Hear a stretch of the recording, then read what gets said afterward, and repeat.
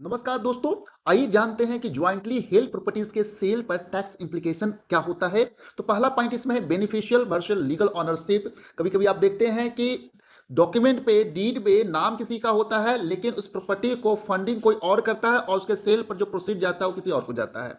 तो income tax law के अंदर जो पर्सन फंडिंग करता है और जिसको पैसा जाता है उस पर टैक्स लायबिलिटी आती है, पहली बात। दूसरी बात इसमें यह है कि ये जो जो भी गेन होता है, इसको कैपिटल गेन एसेट को सेल करने पर जो भी गेन होता है, तो उस पर जो टैक्सेबिलिटी जो आती है, जितना फाइनेंशियल कंट्रीब्यूशन जिसका है उसकी टैक्सेबिलिटी उतना है, मतलब प्रोपोर्शनल टैक्स लायबिलिटी आती है।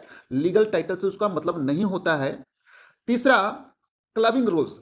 तो देखते होंगे भारत में ज्यादातर स्पाउस के नाम से लोग या डिपेंडेंट के नाम से लोग प्रॉपर्टी खरीदते हैं। तो इस केस में अगर कोई उस पर इनकम होता है, तो जो कंट्रीब्यूट करता है, जो फाइनेंस करता है, उसके इनकम में वो जाकर क्लब हो जाता है। तो क्लबिंग प्रोविजन अप्लाई होता है।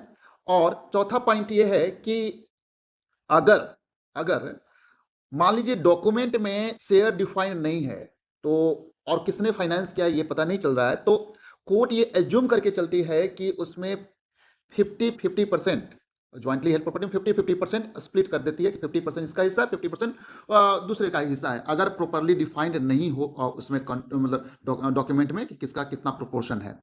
और एक सबसे महत्वपूर्ण बात, जो सेक्शन 54 का एग्जाम्शन है, तो ये एग्जाम्शन भी अवेलेबल होता है कंट्रीब्यूशन के प्रोपोर्शन के बेसिस पे। जिसका जितना कंट्रीब्यूशन है उसको उस प्रोपोर्शन में कैपिटल गेन टैक्स का एग्जाम्शन अंडर सेक्शन 54 मिलता है। तो ये जो कंपाइलेशन है सारे टैक्स लॉ और जितने लेटेस्ट केस है उसके बेसिस पे यहाँ पे समरी पॉइंट है, जिससे आप ज्वाइंटली हेल्ड प्रॉपर्टीज को सेल करते हैं तो आप अपना